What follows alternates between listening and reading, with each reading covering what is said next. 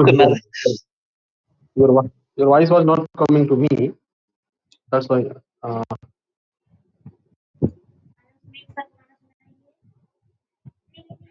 Yes, sir, you are audible. Are you audible? Yes, I can hear you right now. ठंडा पानी में बनाओगे ना, पर लोटा में से राजमो रखा है, कुछ रखा है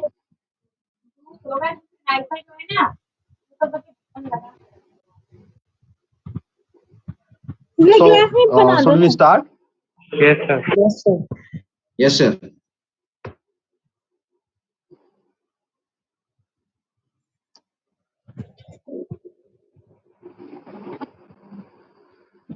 Okay.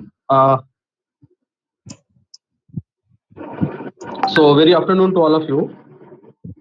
Hope that you people are doing well.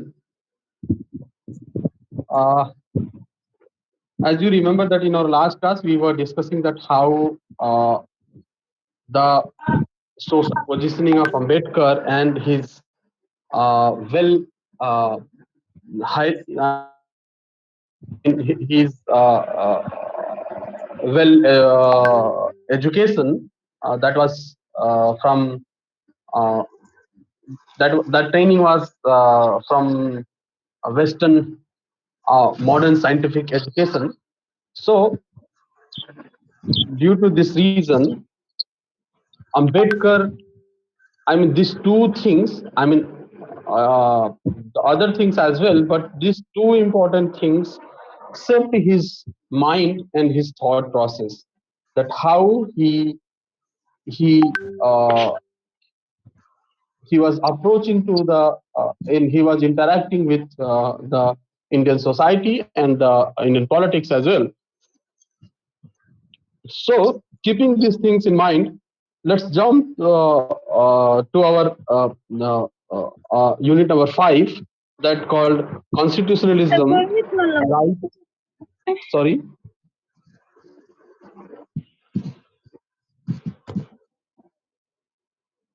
Are you saying something? Anyone? अच्छा please सर V2052 है, वो माइक ऑन और वीडियो ऑन करके भूल गया. wait, I'll do that.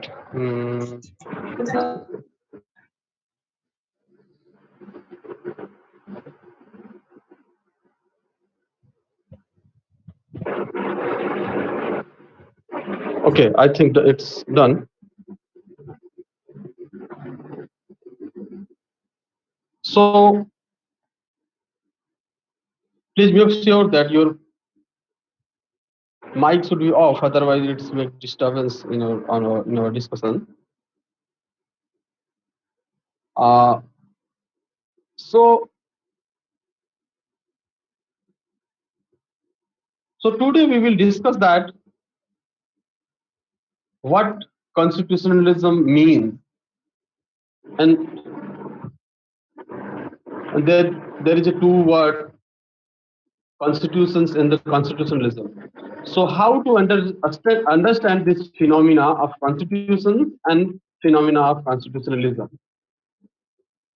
As you know that, I mean, you have to know that this two phenomena, constitutions and constitutionalism, both are very different phenomena.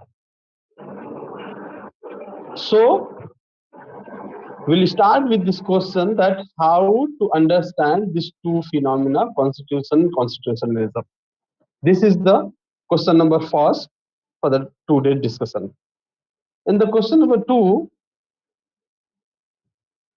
that we will discuss today, that why Ambedkar was very keen to build or to develop constitutions for India. I mean, why he feel that a modern constitutions is very needed to govern India. Because as you know that the Ambedkar was the one who is the founder of our constitution. So I mean, lot of people were there, but he he contributed. I mean, uh, his contribution was very large in the process of building the our modern constitution. So why Ambedkar was wondering, why he was willing to build up an modern constitutions to India.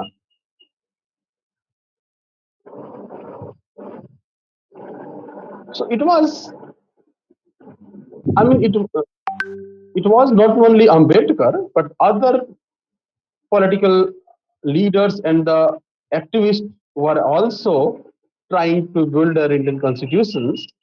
But what was in Ambedkar here, because Ambedkar is our subject to understand, a subject to study, then we will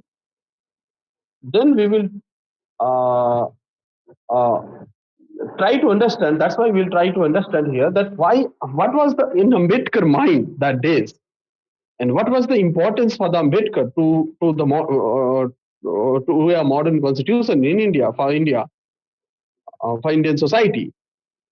So that is a question for the student discussion. So are you getting my question? Is it clear? Both question. Yes, I sir. have raised बता दीजिए sorry. Sir जी, मैं कह रहा हूँ कि थोड़ा हिंदी में भी बता दीजिए आप। अच्छा, ठीक ठीक ठीक ठीक ठीक। सो मैं बात कर रहा था कि कल हम लोगों ने दो महत्वपूर्ण बात को समझा था कि अंबेडकर की सामाजिक परिस्थिति, सामाजिक अवस्था जहां वो थे, जिससे वो गुजरे थे, और दूसरा उनका पश्चिमी आधुनिक वैज्ञानिक उच्च स्तरीय शिक्षा। ये दो बड़े महत्वपूर्ण कारक रहे जिन्होंने अंबेडकर के माइंड को रीसेट किया, और अंबेडकर जैसे सोचते हैं उनको वैसा सोचने के लिए बनाया इन दोनों कारणों ने। कई अन्य कारण भी थे, लेकिन इन दो कारणों ने बनाया। ऐसा डिस्कशन हम लोगों ने कल किया था। आज का डिस्कशन हम दो सवालों पर करेंगे। एक सवाल होगा कि जो फर्स्ट यूनिट का टाइटल है कॉन्स्टिट्यूशनलिज्म। सो कॉन्स्टिट्यूशनलिज्म, बच्चों को सर ज्वाइन कर लो, वेटिंग रूम में इंतजार कर रहे हैं। ओके। सो संविधान और संविधानवाद दो अलग अवधारणा है, तो हम लोग समझेंगे कि इन दोनों अवधारणाओं को हमें कैसे समझना चाहिए और इसका क्या मायने है। सो पहला सवाल हमारा यह है कि इन दो अवधारणाओं को, संविधान और संविधानवाद को, कैसे समझें हम। दोनों के मायने क्या है, दोनों का मीनिंग अलग है क्या, अगर अलग है तो कैसे, अगर कॉमन है तो कैसे। ये सवाल क्लियर है? Yes sir. सो Yes, दूसरा sir. सवाल दूसरा सवाल हमारा है कि आखिर अंबेडकर अन्य राजनीतिक एक्टिविस्ट के अलावा, चूंकि यहाँ हमारा सब्जेक्ट अंबेडकर है तो हम लोग अंबेडकर के विषय में ही बात करेंगे कि अंबेडकर मॉडर्न कॉन्स्टिट्यूशंस इंडिया में बने और इस फॉर्म में बने, इसके लिए क्यों चिंतित थे। उनके लिए एक कॉन्स्टिट्यूशन का, मॉडर्न कॉन्स्टिट्यूशन का भारत में होना क्यों जरूरी था। वो क्यों ऐसा चाहते थे कि भारत में एक संविधान और संविधानवाद जैसी व्यवस्था हो। उनके जहन में क्या था। ये सवाल समझ में आया आपको? Yes, sir. ठीक है, अब आगे बढ़े। Yes, sir. ठीक है, जैसे ही आप लोगों को, आप डिसकंटैक्ट होंगे मेरे से, कोई आइडियाज, कोई सेंटेंस, कोई कोई वोकाबुलरी, कोई आइडिया, कोई वर्ड जो मैं यूज करूंगा जो आपको समझ में नहीं आएगा, बीच में बेझिझक टोक सकते हैं मुझे, लेकिन आपसी बातचीत नहीं करिएगा, सीधे आप मेरे से सवाल करिएगा। ठीक है, good. So let's begin with the first question. I mean, the second question. Let's answer the second question in the at first. That why Ambedkar was very keen to build up to develop a modern constitution in India. Can anybody answer this question? इस सवाल का जवाब आप में से कोई देना चाहेगा कि अंबेडकर के जहन में क्या था, वो क्यों ऐसा चाहते थे कि एक संविधान हो? सर जहाँ तक वो चाहते थे कि सभी को इक्वल राइट्स मिल पाए। Okay, good good. Equal opportunities मिल पाए सभी को। Okay, good. Sir please repeat the question again. Sir actual में अंबेडकर की ये थिंकिंग थी कि हर किसी को इक्वल राइट्स मिले और जो एक संवैधानिक रूप से लॉ के सामने सब लोग बराबर हो जाएं, जिसकी वजह से अनइक्वल ट्रीटमेंट ना हो पाए लोगों के साथ। Wonderful. What is your name? Atharv Pandey. Sorry? Atharv Pandey. Atharv, okay, good, thank you Atharv. And then again, अब इसके पहले किसी ने कुछ कहा, एक बार फिर से अपना नाम बता दीजिए। इसके पहले जो बात कर रहे थे कि इक्वालिटी और राइट चाहिए। सर संस्कार गुप्ता सर। ओके, संस्कार, आपको लग रहा था कि राइट और इक्वालिटी चाहिए, इसलिए कॉन्स्टिट्यूशन बिल्डअप करना चाहते थे हम। यस सर, उन्होंने किसी सोशल और पॉलिटिकल डेमोक्रेसी के साथ सोशल और इकोनॉमिकल डेमोक्रेसी की भी बात की थी ना सर। अच्छा, इसलिए संविधान होना चाहिए। यस सर, क्योंकि सर वो चाहते थे कि हॉरिजेंटल शेयरिंग ऑफ पावर हो जाए, वर्टिकल नहीं होना चाहिए। वर्टिकल डिवीजन की जगह हॉरिजेंटल डिवीजन होना चाहिए। Okay, got it. किसी के पास कोई डिफरेंट आंसर हो तो एक आंसर ये हो सकता है सर कि जैसे इंडियन सोसाइटी जिस तरह से एक इलीगल टेक्स्ट के द्वारा रन किया जा रहा था, उस समय अम्बेडकर को लगा था कि नहीं, यहाँ पे कोई लीगल एक बुक हो जो रूल का बुक हो। What is your name? I got your point. What is your name? Ritesh Ranjan कोस। Ritesh Ranjan. Yes sir. Okay, good, thank you Ritesh. Sir एक पॉइंट सर उनका मानना था सर कि जो अगर हम फंडामेंटल राइट्स में देखें सर, तो एक राइट टू कॉन्स्टिट्यूशनल रेमेडीज था सर। मतलब राइट तो सबको मिल जाते हैं, लेकिन अगर वो नहीं मिल रहा है तो उनका जो छिना हुआ अधिकार है उनको वापस से मिल सके सर। वो भी उनका एक था कि अगर एक लॉ प्रॉपर बना रहेगा तो उनके छिने हुए अधिकार उनको वापस से मिल सकते हैं। I got your point, thank you. What's your name? Sir Anurag. Anurag, thank you Anurag. Doctor Ambedkar आधुनिक लोकतंत्र इसलिए चाहते थे क्योंकि समाज में सबको एक समान दायरा मिले। क्योंकि लोकतंत्र में क्या होता है कि किसी को भी मतलब किसी के हाथ में सत्ता नहीं होती। जो शक्ति होती है वो सभी के अंदर बटी होती है। जैसे कि कार्यपालिका है, विधायिका है, न्यायपालिका है। तो कोई भी ये कह नहीं सकता कि हम सबसे बड़ी शक्ति हैं, हमारे पास सारी शक्ति है। तो सभी के अंदर समान अधिकार होते हैं। Okay, I got your point. What's your name? Sir मेरा नाम नितिन कुमार है। Nitin Kumar, thank you Nitin.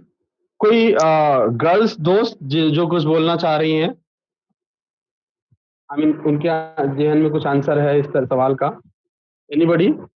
I mean, why Ambedkar? I'm repeating the question. Why Ambedkar was very keen to build up a modern constitution in India? What was in his mind that day? Sir mainly जो अंबेडकर थे उन्होंने modern constitution इसलिए चाहा था ताकि जो deprive sections है उन्हें डेवलपमेंट मिल सके, उन्हें रिप्रेजेंटेशन मिल सके। ओके, तो ब्रिटिश एक काउंटर सवाल है आप लोगों से। जो लोग कह रहे थे कि राइट मिल सके और इक्वल मिल सके, तो आपको ध्यान होगा कि ब्रिटिश गवर्नमेंट भी इस तरीके की कोशिश कर रही थी कि राइट सबको मिले, और इनफैक्ट वो रिजर्वेशन पॉलिसी भी देना शुरू कर दिया था लास्ट के टाइम में। Yes sir, there were many examples of British. 1935 के एक्ट के साथ वो रिजर्वेशन भी देना शुरू कर दिया था अलग अलग प्रोविंसेस में। वो एक आपको सोचने के लिए है, आप जवाब दीजिएगा। अभी जो दोस्त हमारी बोल रही थी, क्या नाम है आपका? Sir Muskan. Muskan, thank you Muskan. आपको लग रहा है कि आपकी डिप्राइव सेक्शन को स्पेस देने के लिए वो एक कॉन्स्टिट्यूशन चाहते थे Ambedkar, right? Yes sir. Wait, any other girl?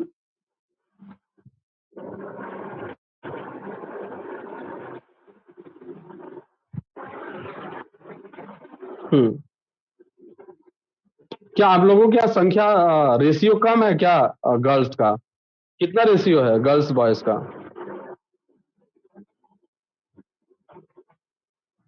Sir boys ज्यादा हैं, गर्ल्स कम है। कितना रेशियो है बताइए, कुछ अंदाजा? I think 285. 60-40 है। 40-60 भी तो बहुत है। तो one girls can not represent 40% of girls. So yeah, tell me.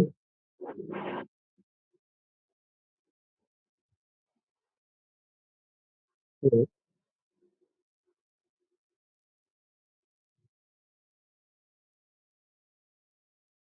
Okay.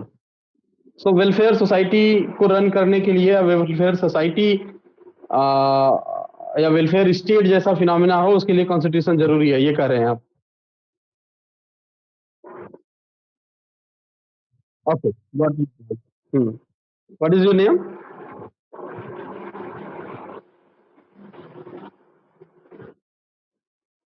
Rahul. Okay, so let me try to answer this question. आप लोगों का जवाब लगभग ठीक था. आप ही लोगों के जवाब को अरेंज करने की कोशिश कर रहा हूं मैं, और कुछ नया जवाब नहीं है मेरे पास. सो बिल्कुल ठीक आप लोग कह रहे थे कि राइट चाहिए था, इक्वलिटी चाहिए था, डिप्राइव्ड सेक्शन को स्पेस चाहिए था. आपके दोस्त ने जवाब दिया था कि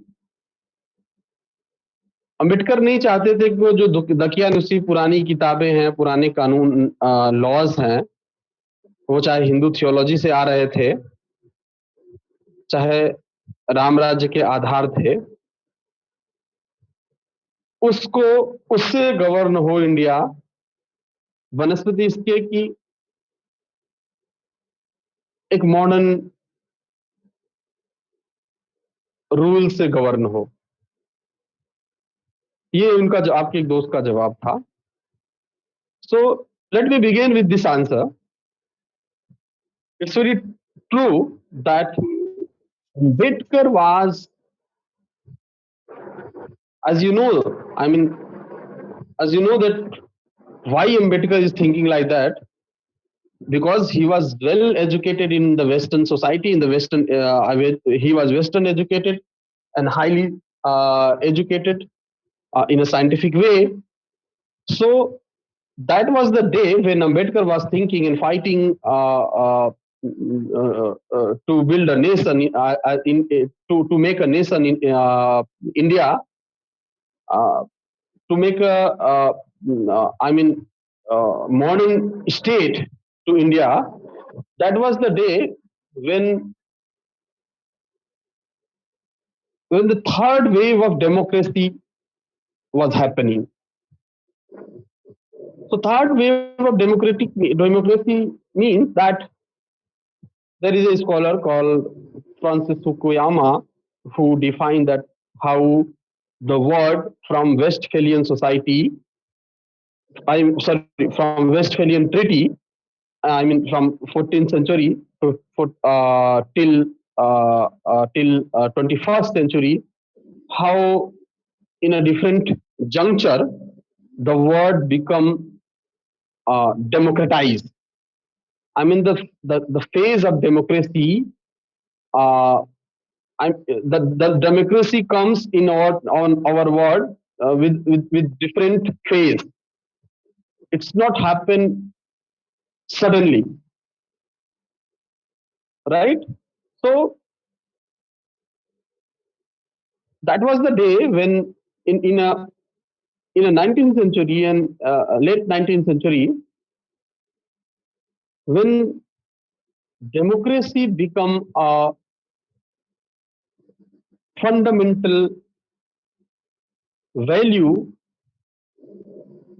for any regime, for any government. Democratic form of regime become a universal phenomena, and universal standard for govern any society or state. So how it become?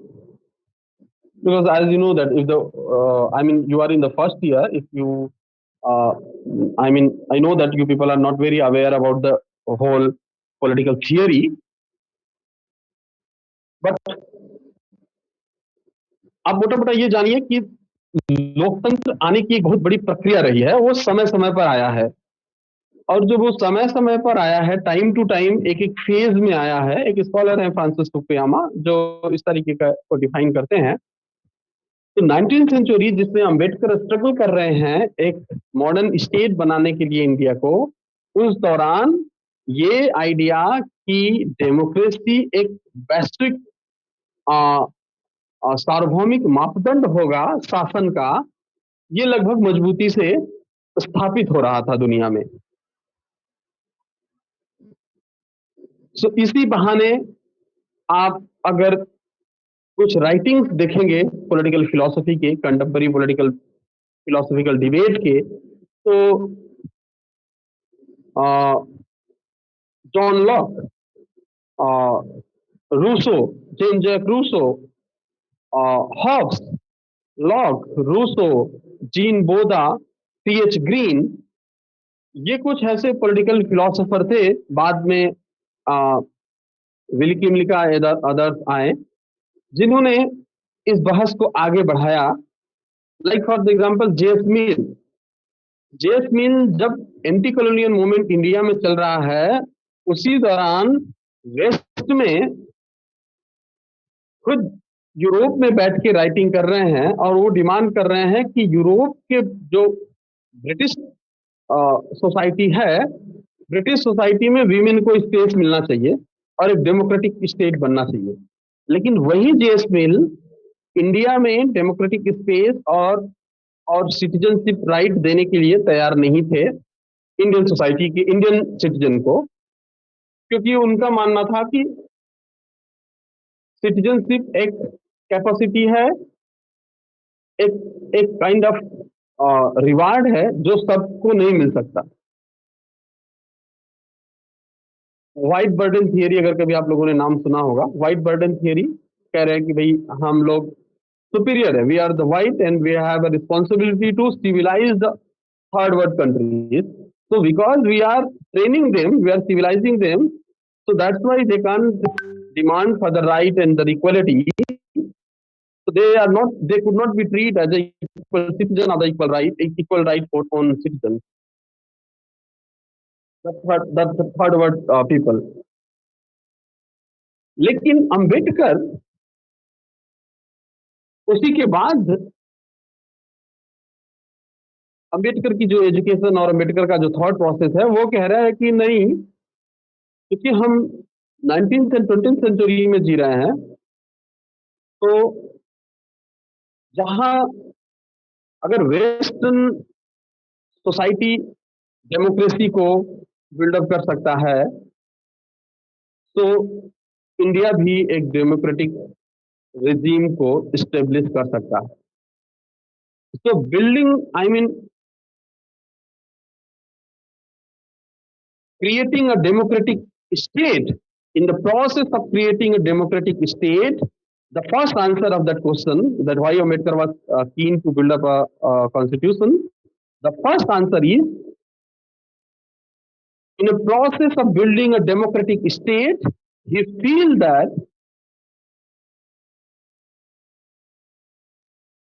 constitution is necessary to build a democratic regime or democratic state.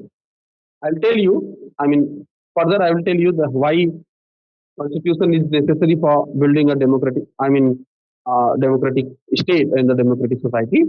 But the first, you just remember that according to Ambedkar, I mean, Ambedkar feels that uh, building a democratic state and democratic society, constitution is necessary. That's why he was keen to build up a constitution in India. This is the first answer. And second is that, I mean, there is a philosophy. Let's understand that why democracy demands a constitutional rule. Democracy says that the meaning of democracy, the virtue of democracy is the rule of people, not the rule of individual. Democracy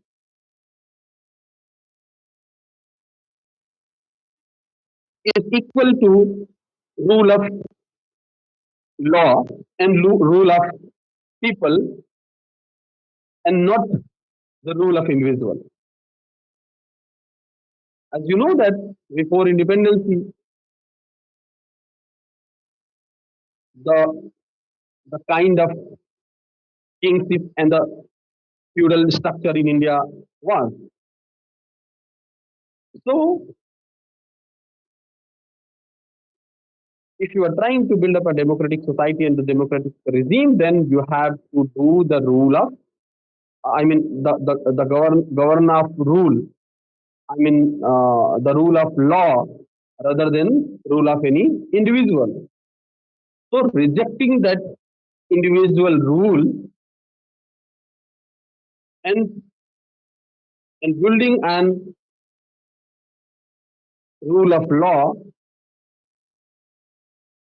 was necessary to build up constitution. Excuse me, sir. That's the second. Sorry. Sorry. Sir, does the rule of law refers to rule of people?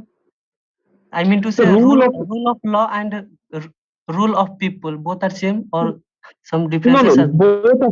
Both are slightly different, but in a philosophically both are same, right? Okay. Philosophically both are same, but slightly both are different. I'll tell you that how these things are different. Wait. Okay, sir. I'll come to these things. So quickly आपको हिंदी में बता दें कि देखिए सवाल ये है कि अगर आप लोकतांत्रिक समाज और लोकतांत्रिक शासन स्थापित करना चाहते हैं तो अंबेडकर ये समझते थे कि उसके लिए एक संविधान का होना जरूरी है, इसलिए वो संविधान बनाना था। क्यों लोकतांत्रिक सत्ता लोकतांत्रिक संरचना को स्थापित करना चाहते थे? क्योंकि उस समय जिस दौर में वो है उस समय पूरी दुनिया में एक बात फिलोसोफर के द्वारा और डेमोक्रेटिक मूवमेंट के द्वारा ये तय हो गया था कि शासन सत्ता का सबसे सही तरीका है लोकतांत्रिक रूल, लोकतांत्रिक सत्ता। ठीक है, इसलिए अंबेडकर को लगता था कि लोकतांत्रिक सत्ता स्थापित करने के लिए एक संविधान का होना जरूरी। लोकतांत्रिक सत्ता का होना संविधान से क्या तात्पर्य है, संविधान का होना क्यों जरूरी है? क्योंकि लोकतंत्र ये डिमांड करता है कि there should be a rule of law, not the rule of thumb and not the rule of any individual. There should be a rule of law. So एक कानून का शासन हो, एक नियम का शासन हो, न कि किसी व्यक्ति के मन से शासन हो, ऐसा लोकतंत्र का एक प्राइमरी वर्च्यू है। वर्च्यू को आप लोग क्या बोलते हैं हिंदी में? वैल्यू है या मूल्य है, ऐसे समझिए कि किसी व्यक्ति के शासन के बजाय, जैसा कि आप जान रहे हैं कि संविधान निर्माण या फिर स्वतंत्रता से पहले आप इंडिया में कैसे शासन था? या तो सामंती व्यवस्था था या तो रिलीजियसिटी थी, किंगशिप था, छोटा छोटा राजा रजवाड़े हुआ करते थे। तो राज्य रजवाड़े का रूल हो सकता है कि किसी कॉन्स्टिट्यूशन से चल रहा हो, उनका अपना एक संविधान रहा हो, लेकिन that was not the rule of people and that was not the rule of constitutionalism. So I'll tell you that how the constitution and constitutionalism is different. Just wait for a few minutes. So एक कानून का शासन हो, कानून के शासन का मतलब क्या है कि हर कोई कानून की निगाह में बराबर हो, और बराबरी के पैमाने अलग हैं, वो बाद में कभी हम लोग चर्चा करेंगे। तो कानून की नजर से सब कोई बराबर हो। जब राजा शासन करता था तो क्या उसके कानून की नजर में सब बराबर था? शायद नहीं। राजा का बेटा राजा होता था, उसके रिश्तेदार मंत्रिमंडल में होते थे, हालांकि आज भी होता है लेकिन दूसरे मैनर से होता है। आज भी अमित शाह के बेटे जैसा बीसीसीआई के चेयरमैन है, लेकिन वो दूसरे तरीके से है। तो और दूसरा कि क्या सबको एक तरीके का पनिशमेंट है, एक तरीके का प्रिविलेज था जब राजा का शासन था? तो शायद नहीं था। इसलिए वहां कानून का शासन या रूल ऑफ लॉ नहीं था। वहां किसी इंडिविजुअल का किसी दिन राजा का मन हुआ कि किसी को पनिश करना है या किसी को रिवार्ड देना है, तो it's depend on the will of the king rather than any process. Is it clear? So अगर हम समराइज करें कि क्यों अम्बेडकर ये चाहते थे कि एक संविधान हो, तो पहला आंसर कि वो डेमोक्रेटिक सोसाइटी और डेमोक्रेटिक रिजीम को बनाना चाहते थे। दूसरा, वो एक रूल ऑफ लॉ को स्टेब्लिश करना चाहते थे। और जो पुराने रूल हैं, अब और रूल ऑफ लॉ में भी कौन सा रूल? एक रिलीजियस रूल भी हो सकता है, कोई किताब भी, मनुस्मृति भी एक रूल थी, उसको लागू कर लीजिए, वो भी तो रूल ऑफ लॉ हो गया। नहीं। तो अंबेडकर के लिए क्या था? कॉन्स्टिट्यूशन किस बात का मीन्स था? कॉन्स्टिट्यूशन मीन्स था कि रेशनल, मॉडर्न और साइंटिफिक रूल ऑफ गवर्नेंस हो। I am sir ji Hindi repeating, में क्या रेशनल, कहेंगे इसको? सॉरी हिंदी में कहेंगे, रुक जाइए, घबराइए मत, बताएंगे हम। आप, मुझे ध्यान है जहन में, आप बीच बीच में एकदम से कूदिए नहीं। कोशिश करेंगे कि हम सारा जो है आपको रिपीट कर लेंगे हिंदी में। अंबेडकर का सोच था कि एक रेशनल साइंटिफिक रूल हो। मॉडर्न एंड वो, साइंटिफिक रिजीम। सॉरी, सर अभी सर हेलो, आपने कौन सा पॉइंट बोला सर? मॉडर्न एंड साइंटिफिक, उसके बाद हाँ हाँ, एक मॉडर्न, साइंटिफिक और रेशनल रूल हो। मॉडर्न मतलब आधुनिक, साइंटिफिक मतलब आप जानते हैं वैज्ञानिक, और रेशनल मीन्स तार्किक। ठीक है, एक आधुनिक, तार्किक और वैज्ञानिक रूल हो, तर्क सम्मत हो, वैज्ञानिक हो और मॉडर्न हो, आधुनिक हो, वैसे बंच ऑफ रूल हो जिसके सहारे हम गवर्न करें, तब हम डेमोक्रेसी को बिल्डअप कर सकते हैं। Is it clear? अब एक बात बहुत बारीकी से आपको समझना है कि कॉन्स्टिट्यूशन और डेमोक्रेसी ये लगभग एक दूसरे के साथ चलने वाली चीज है। मॉडर्न कॉन्स्टिट्यूशन और मॉडर्न डेमोक्रेसी एक दूसरे के साथ चलने वाला फिनोमिना है। अगर आप डेमोक्रेसी में बिलीव रखते हैं तो जरूर आपके पास एक मॉडर्न कॉन्स्टिट्यूशन होगा, राइट? और अगर आप कॉन्स्टिट्यूशंस के सहारे चलने वाले हैं, मॉडर्न कॉन्स्टिट्यूशन के सहारे, तो जरूर आप डेमोक्रेसी को बिल्डअप कर पाएंगे। इट मींस कि अगर आपको डेमोक्रेसी बिल्डअप करना है तो आपको एक मॉडर्न कॉन्स्टिट्यूशन चाहिए, उसी के सहारे आप प्योर डेमोक्रेसी बिल्डअप कर पाएंगे। और अगर आप एक कॉन्स्टिट्यूशंस का सहारा ले रहे हैं, अगर आप एक कॉन्स्टिट्यूशंस को बना रहे हैं, तो जरूरी है कि आप एक डेमोक्रेसी को स्टेब्लिश कर पाएंगे। दोनों एक दूसरे के साथ चलता है, अगर मैं ये कहूं तो इसमें किसी को दिक्कत? समझ पा रहे हैं इस बात को? Yes sir. ठीक है। सो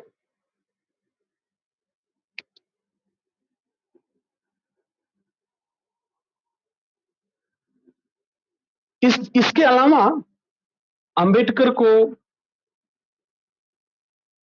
जब अंबेडकर कह रहे हैं कि मॉडर्न कॉन्स्टिट्यूशन हो, तो इसका मतलब कि अंबेडकर को किसी कंजर्वेटिव और किसी रिलीजियस, किसी ऑर्थोडॉक्सी कॉन्स्टिट्यूशन से प्रॉब्लम था। That's why he was saying that modern constitution should be built. So what was in India that days?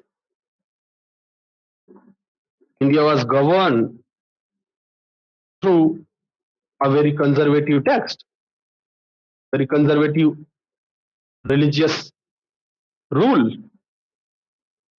I mean, sometime religion was very powerful to govern. I mean, you know that.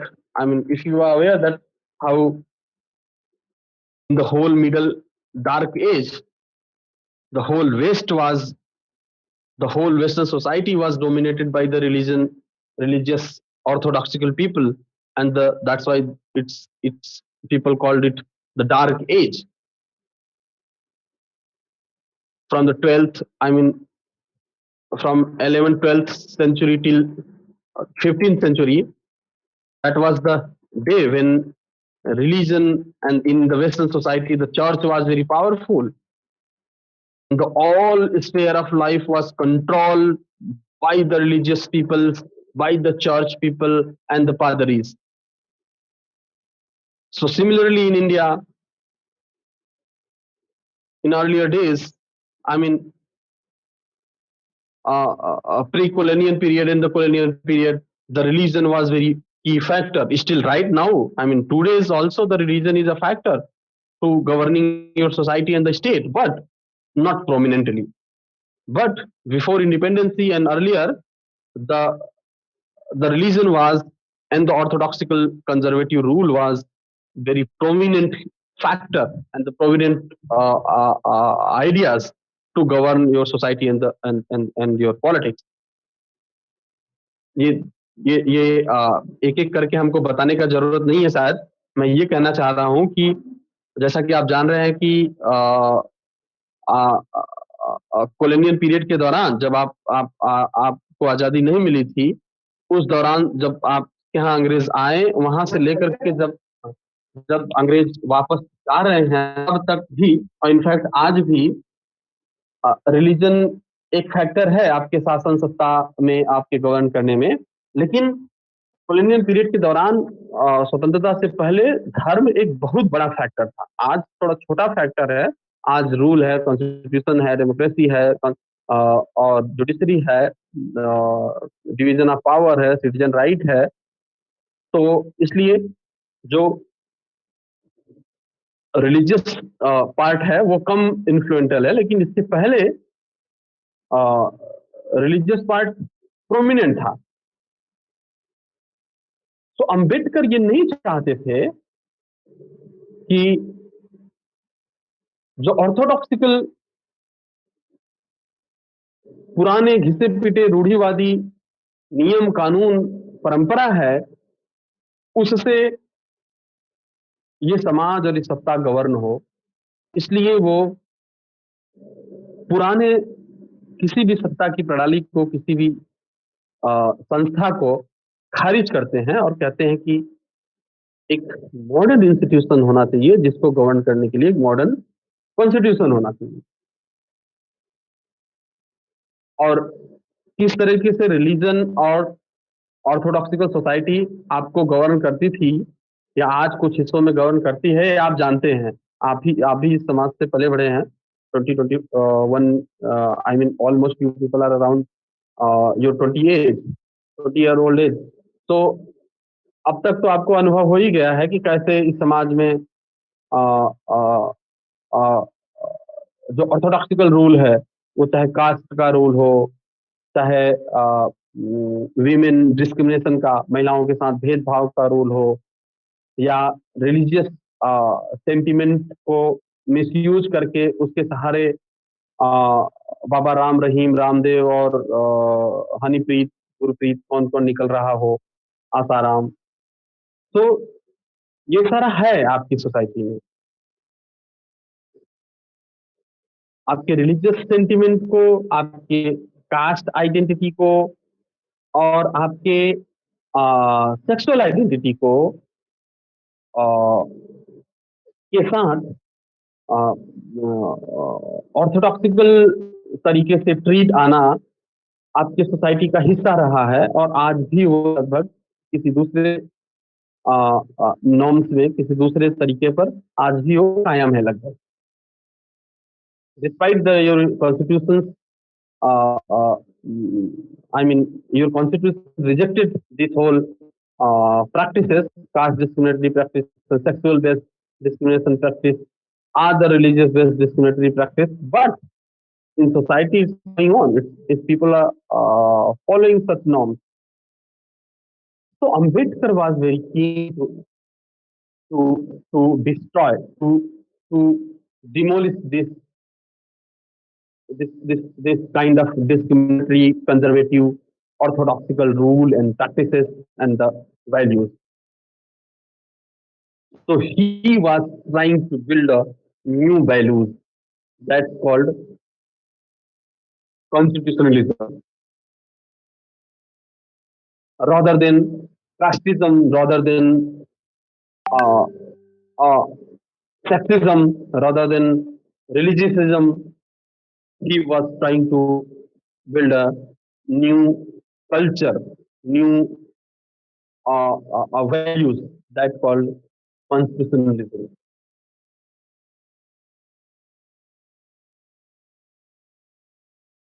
ठीक है, यहाँ तक बात समझ में आ गया हम लोगों को। एक स्टेप आगे बढ़ना है यहाँ से हमें। अगर पीछे से कुछ कंफ्यूजन है या किसी लैंग्वेज में किसी को दिक्कत है तो I can repeat, just let me no.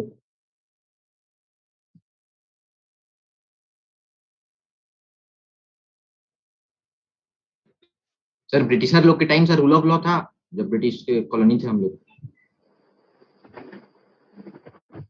Yes, अगर आप ब्रिटिश के पॉइंट ऑफ व्यू से देखें तो यस, रूल ऑफ लॉ था, एक उनका अपना मैकेनिज्म था, और महारानी विक्टोरिया का कानून था। ये फुल्ली डेमोक्रेटिक स्ट्रक्चर में नहीं था, जो ब्रिटेन में तो लगभग कुछ था भी, इक्वालिटी के बेसिस पे एक रूल था उनका, लेकिन आपके यहाँ उसको फॉलो नहीं करते थे। जो अब जेएस मिल का एग्जांपल हमने आपको बताया कि जेएस मिल कह रहे हैं कि वाइट बर्डन, एक वाइट बर्डन थियरी दे रहे हैं, ये कह रहे हैं कि it's we are white people and it's our responsibility to civilize the west third world people, right? So वो अपने को रूल ऑफ लॉ कह रहे थे। रूल ऑफ लॉ इसलिए कह रहे थे कि वो हमारे यहाँ आपके सप्रेशन को भी वो जस्टिफाई कर रहे थे एक रूल के सहारे। उनका रूल क्या था? रूल था कि थर्ड वर्ल्ड के लोग सिटीजन हो ही नहीं सकते, क्योंकि वो सिटीजन होने की जो क्राइटेरिया है वो फुलफिल नहीं कर सकते। दे आर अनसिविलाइज्ड लोग, so let's civilise them, then give them the status of citizenship. So there was a rule of law, but not in a constitutionalism sense, right? I'll come to this point when we will discuss what is the difference between constitution and constitutionalism. So slightly there was, they can claim that there was a rule of law, but we can criticize in a different way. हाँ, कुछ sir और सवाल आ रहे हैं आपके? In fact Bharat सरकार अधिनियम 1935 जो एक्ट था, वो भी तो आज का जो कॉन्स्टिट्यूशन है उसका 50% है सर, जिससे हम लोग गवर्न होते हैं। तो ये तो कहा ही जा सकता है ना सर कि वो उस समय भी रूल ऑफ लॉ था। नहीं, 50% था, तो रेस्ट 50% क्या था? आई मीन वी कैन, मैं एक हिस्से के लिए मैं कह रहा हूं कि वो लोग ये क्लेम कर सकते थे कि yes we have a rule of law, because they have made a they had made a rule, proper bunch of rule, and with that a bunch of rule they were governing to us and ourselves, their self as well. Yes sir. But how to justify these things that they are not ready to give us, us means the citizen of third world countries, status of citizenship. So on the basis of their geographical location, if anybody discriminating you on your basis of your identity, that identity based on your geographical location, so how, where is the rule of law? So the rule of the essence of rule of the law is there not should be a discrimination on any basis of identity. But एक discrimination तो था, भेदभाव था आपकी पहचान के आधार पे। जी कहिए। Yes, sir. To criticize the colonial era, we can raise many types of issue. But sir, हाँ, in of course we recent era, can. yes, sir. In recent era, Of course. although we have a constitution, but there are a lot of Of discriminations. course, of course. That's why we have to understand the what is the constitution and what is the constitutionalism, Yes, right? sir. That's the, I mean, that's a good juncture to jump in a different discussion. I mean, different issue of discussion. ठीक है, हमें लगता है कि पीछे हम लोगों ने जो बातचीत किया, मुझे चिंता इस बात की है कि जिसको भाषा की वजह से नहीं समझ में आया, जो जो लोग हिंदी बेहतर समझ लेते हैं उनको अंग्रेजी में कोई बात कह गई जो नहीं समझ में आया, जो लोग अंग्रेजी बेहतर समझते हैं उनको हिंदी में कोई बात समझ नहीं आई। ये अगर ऐसा दिक्कत है तो जरूर बोलिएगा प्लीज, निधड़क। आई विल हैप्पी आप अगर आप लोग कन्वर्सेशन करते रहेंगे, बातचीत करते रहेंगे तो, राइट। सर जेएस मिल की जो आपने परिभाषा दी वो मुझे समझ में नहीं आई। कौन सी वाली परिभाषा? सर जेएस मिल के बारे में जो आपने बताया था। देखिए, जेएस मिल के बारे में एक छोटा सा हमने आइडियाज लिया था। पॉलिटिकल थियरी जब कभी आप पढ़ेंगे, कंटेम्प्रेरी पॉलिटिकल फिलोसफी पढ़ेंगे तो जेएस मिल ऐसा स्कॉलर है, उसको महीनों महीनों आप पढ़ेंगे। उसका एक छोटा सा हिस्सा मैं आपको कह रहा था कि जेएस मिल जब इक्वलिटी का डिस्कशन लिख रहे हैं स्टेट के बिल्डअप में, तो सिटीजनशिप का एक परिभाषा दे रहे हैं। तो उनका मानना है कि जो वेस्टर्न सोसाइटी के लोग हैं, और इनफैक्ट उसके पहले महिलाओं के राइट का बात नहीं हो रहा था, तो वो कह रहे हैं कि राइट टू स्पीच सबको होना चाहिए, और इनफैक्ट महिलाओं को भी राइट टू स्पीच होना चाहिए, क्योंकि महिला वीमेन को भी एक सिटीजन की तरह ट्रीट करना चाहिए। लेकिन थर्ड वर्ल्ड के जो लोग हैं उनको सिटीजन के रूप में नहीं ट्रीट करना चाहिए। तो उन्होंने सिटीजन होने और ना होने के बीच का एक अंतर ड्रॉ किया कि कौन सिटीजन हो सकता है कौन नहीं। तो उन्होंने कहा कि थर्ड वर्ल्ड के लोग, इसलिए थर्ड वर्ल्ड का मतलब समझ रहे हैं ना, थर्ड वर्ल्ड हम कह रहे हैं साउथ एशियन जो अंडर डेवलप्ड थे, कॉलोनियल कंट्री थे, उसको थर्ड वर्ल्ड बोला जाता है। ग्लोबल वर्ल्ड का एक एक कैटेगराइजेशन है। आप लोग समझते हैं इस बात को? First world, second world and third world.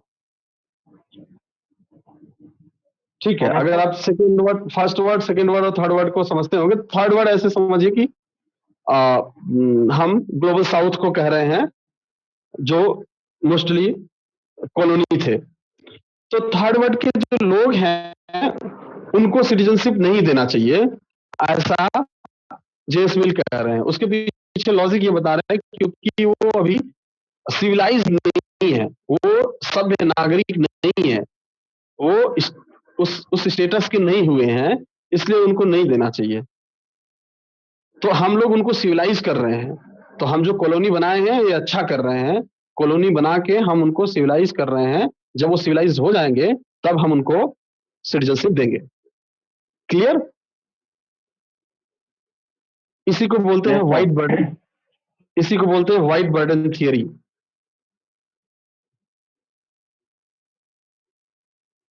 चलिए फिर आगे बढ़। नहीं, अब ये फर्स्ट टाइम कहाँ से स्टार्ट हुआ था, दैट्स डिफरेंट थिंग्स। ये पूरी एक फिलोसॉफिकल डिबेट है बाबा, और इस फिलोसॉफिकल डिबेट में जो लोग कॉलोनी को जस्टिफाई कर रहे थे, कॉलोनिज्म को जस्टिफाई कर रहे थे फिलोसॉफिकली, कंटेम्प्रेरी पॉलिटिकल फिलोसफी पढ़ेंगे तो वहां एक डिबेट है राइट को लेकर के, स्टेट को लेकर के, सिटीजन को लेकर के, और कॉन्स्टिट्यूशन को लेकर के, कॉन्स्टिट्यूशनलिज्म को लेकर के। तो वहां कुछ एक ऐसे स्कॉलर हैं जो खारिज कर रहे हैं कि नहीं, कॉलोनी एक तरीके से डेमोक्रेसी के खिलाफ है, और जो थर्ड वर्ल्ड की कंट्री और स्कॉलर हैं वो लोग लिख रहे हैं कि कॉलोनी हमारे, कॉलोनी बनाना या हमें कॉलोनाइज करके रखना एक तरीके से खिलाफ है ह्यूमन सोसाइटी के। टीएच ग्रीन एक आदर्शवादी थिंकर है, तो वो पूरी तरीके से खारिज कर रहा है कि ये कॉलोनी वोलोनी कोई ठीक नहीं है, आप एक दूसरे के ऊपर सत्ता स्थापित कर रहे हैं। लेकिन उसके डिफेंस में एक ग्रुप ऑफ स्कॉलर आता है जिसमें जेएस मिल है, बेंथम है और कई लोग हैं। तो वो लोग इस तरीके का आर्गुमेंट कर रहे हैं कि देखिए ये हमारी जिम्मेदारी है कि हम सिविलाइज कर रहे हैं. We are the well educated civilized person and we are civilizing the other. So there is the no problem to doing this thing. So colony and colonization is a good thing. Okay.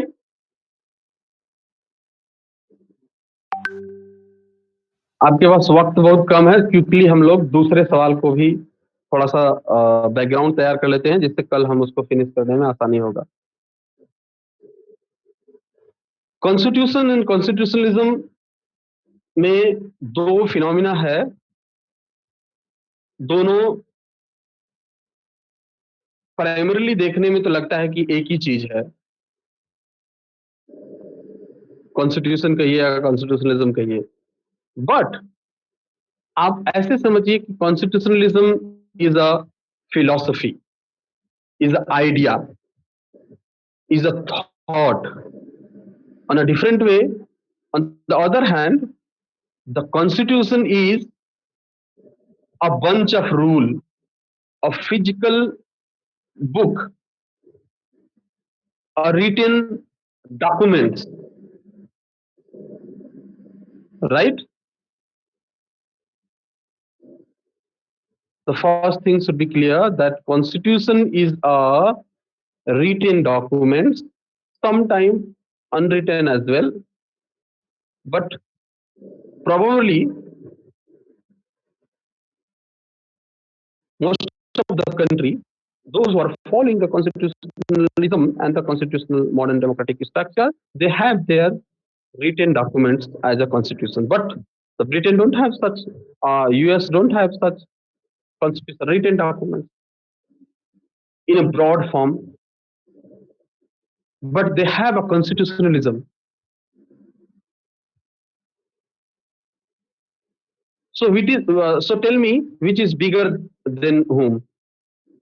Constitution is bigger, big, or that constitutionalism is a broad thing? Sir, constitutionalism big thing. Yeah, constitutionalism is bigger than constitution. Because constitutionalism is an idea from where we can derive a written bunch of rule that could be defined as written constitutions, or sometime from that ideas of constitution we can derive some specific very small rule in our practices that could be called as unwritten constitutions. Is it clear? So this is the very basic and the primary understanding of these both phenomena. I'll repeat to you.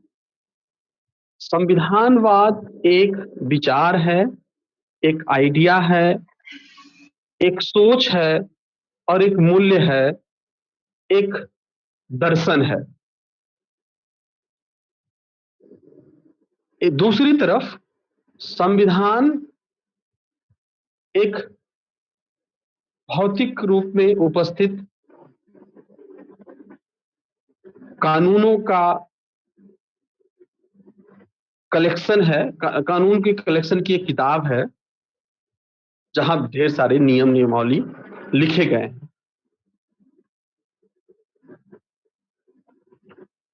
सो संविधानवाद एक बड़ा phenomena है, एक बड़ी अवधारणा है. It's a bigger phenomena जहां से हम जिसके मूल्य के बेसिस पर, जिसके दर्शन के बेसिस पर, जिसके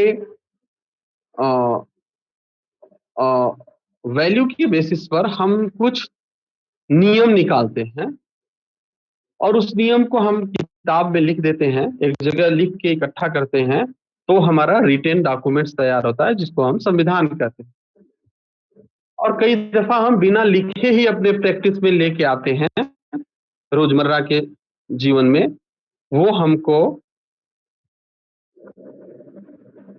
अनरिटन डॉक्यूमेंट्स की तरह होता है, जिसको हम अलिखित संविधान कहते हैं। आप लोग अपने घर में, अपनी फैमिली में अपने बड़े लोगों का रिस्पेक्ट करते हैं, शायद करते ही होंगे।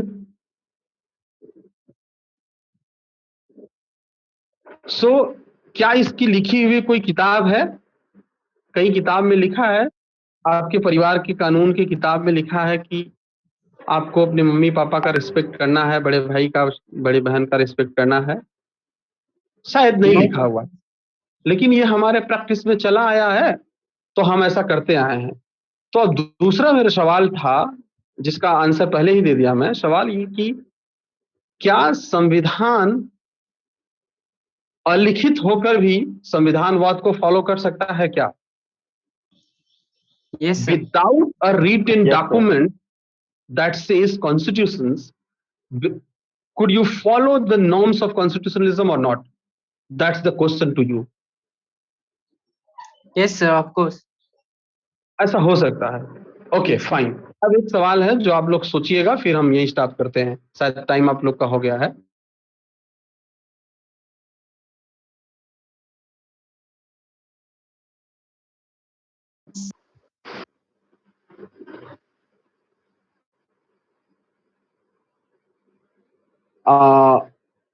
सवाल यह है कि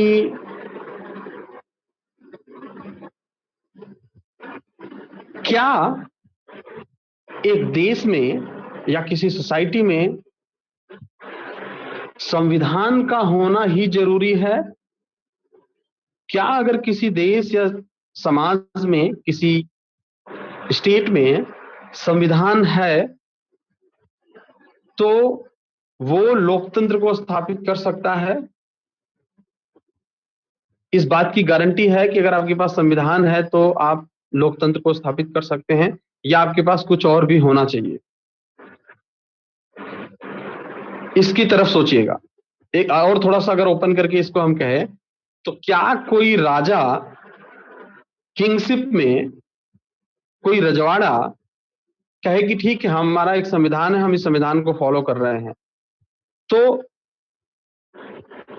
can you people tolerate that things कि एक राजा एक संविधान को फॉलो कर रहा है तो वो ठीक है? या फिर नहीं, आपको राजा नहीं चाहिए, आपको प्रॉपर इलेक्टेड डेमोक्रेसी चाहिए? अगर इलेक्टेड डेमोक्रेसी चाहिए तो क्यों चाहिए? और राजा अगर उसी संविधान को फॉलो करे तो क्यों, आपको क्या दिक्कत है?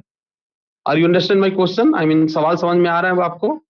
इस Yes, पर sir. आप इस पर आप सोचिएगा, फिर हम लोग कल इसको एक्सटेंड करेंगे, इस डिस्कशन को। होप कि हम लोग एक फ्रूटफुल डिस्कशन कर रहे हैं। जहां भी आप किसी को दिक्कत हो, please let me know. I will try to elaborate this things in a very brief manner. And thank you so much for joining me. If you have any question, please collect your question and tomorrow you can ask your question. अच्छा, कल हमारी class नहीं है ना? Monday को होगी sir.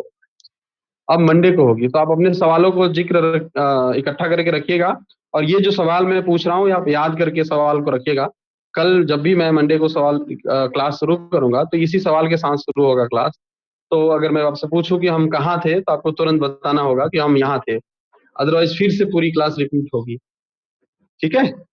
Okay sir. Okay sir. Take care, bye bye. हाँ, keep smile.